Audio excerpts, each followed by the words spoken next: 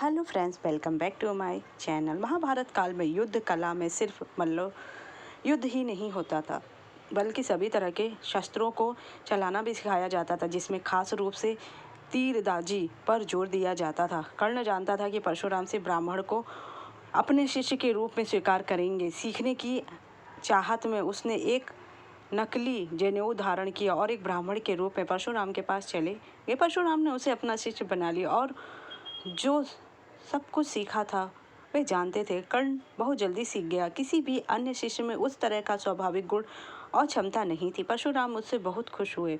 उन दिनों परशुराम काफी बूढ़े हो चुके थे। एक दिन जंगल में अभ्यास करते समय परशुराम बहुत थक गए।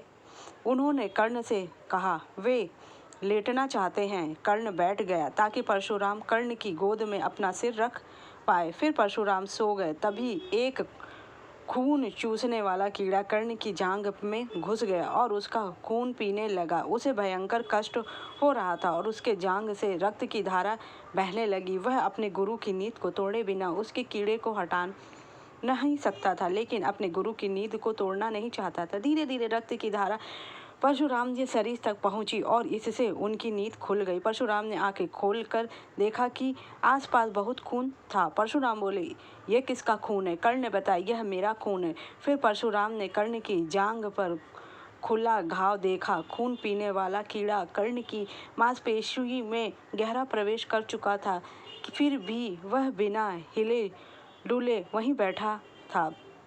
परशुराम ने उसकी ओर देखा, बोले, तुम ब्राह्मण नहीं हो सकते। अगर तुम ब्राह्मण होते तो एक मच्छर के काटने पर भी तुम चिल्लाने लगते। इतना दर्द सहन करके भी स्थिर बैठे रहना, ऐसा तो कोई क्षत्रिय कर सकता है। कर्ण बोला, हाँ, मैं ब्राह्मण नहीं हूँ, कृपया मुझ पर क्रोधित ना हो। परशुराम अत्यधिक क्रोध से भर गए। वे बोले, तुमको क्या लगता है तुम एक झूठा जनेऊ पहन के यहाँ आ सकते हो और मुझे धोखा देकर सारी विद्या सीख सकते हो? मैं तुम्हें श्राप देता हूँ। कर्ण बोला, हाँ, मैं एक ब्राह्मण नहीं हूँ, पर मैं क्षत्रिय भी नहीं हूँ, मैं सूतपुत्र हूँ, मैं बस आधा झूठ बोला था। परशुराम ने उसकी बात नहीं सुनी। उस स्थिति को देखते ही वे सत्य जान गए कि कर्ण एक क्षत्रिय। वे बोले, तुमने मुझे धोखा दिया है।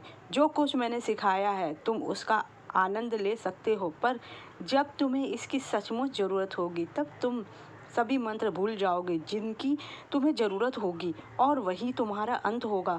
कर्ण उनके पैरों में गिरकर दया की भीख मांगने लगा। वह बोला, कृपया ऐसा मत कीजिए, मैं आपको धोखा देने की नीयत से नहीं आया था, बस मैं सीखने के लिए बेचैन था और कोई भी सिखाने के लिए तैयार नहीं था। सिर्फ आप ही अकेले ऐसे इंसान हैं जो किसी ऐसे को सिखाने के लिए तैयार हो जो कि क्षत्रिय ना हो। परशुराम का गुस्सा ठंडा हो गया। वह बोले, लेकिन फिर भी तुमने झूठ बोला। तुम्हें अपनी स्थिति मुझे बतानी चाहिए थी।